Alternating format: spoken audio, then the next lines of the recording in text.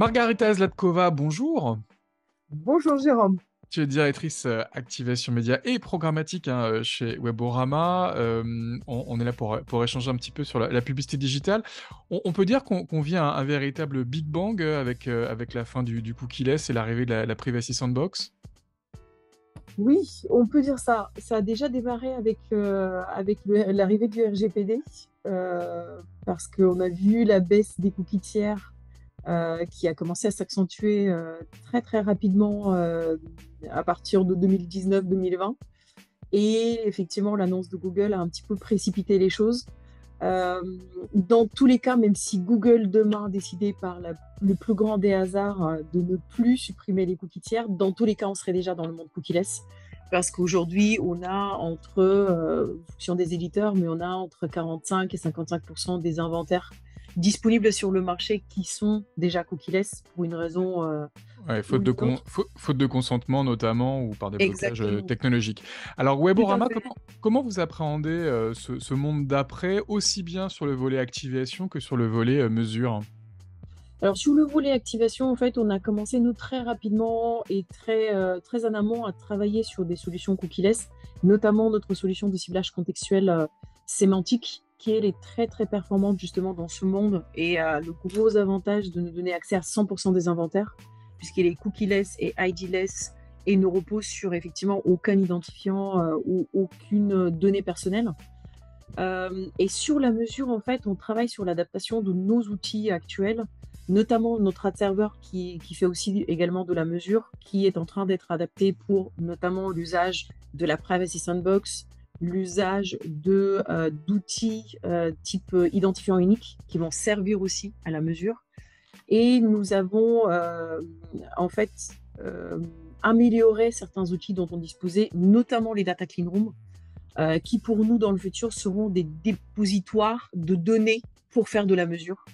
Ils seront particulièrement importants et on travaille sur des améliorations d'ID Graph, de la data clean room elle-même, de la sécurité qui va permettre dans le futur d'utiliser la data clean room non seulement pour faire de la data collaboration, c'est-à-dire échanger des données, enrichir des données, mais aussi pour faire de la mesure.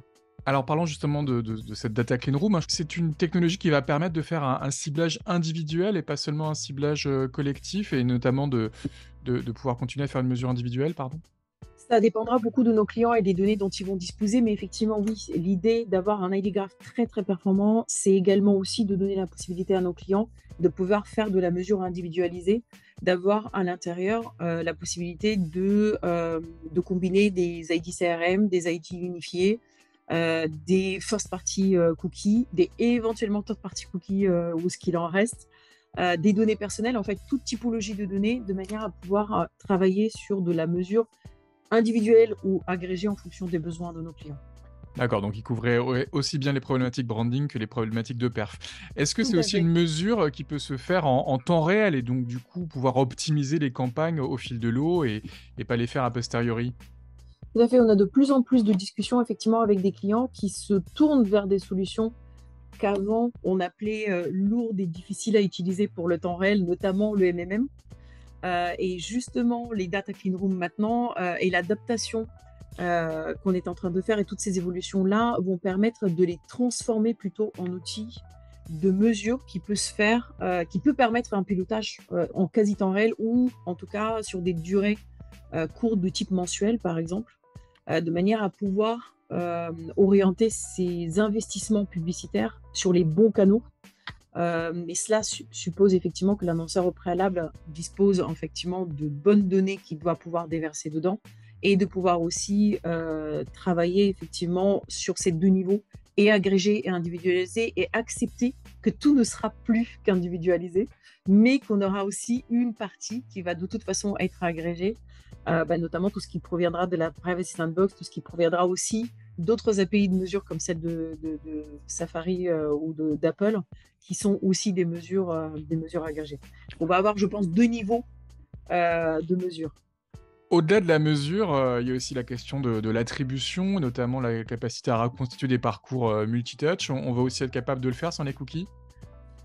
Alors ça, c'est une partie plus complexe. Pour être honnête, et on commence à avoir déjà des adaptations de solutions existantes, notamment avec ce que GA4 va nous propose.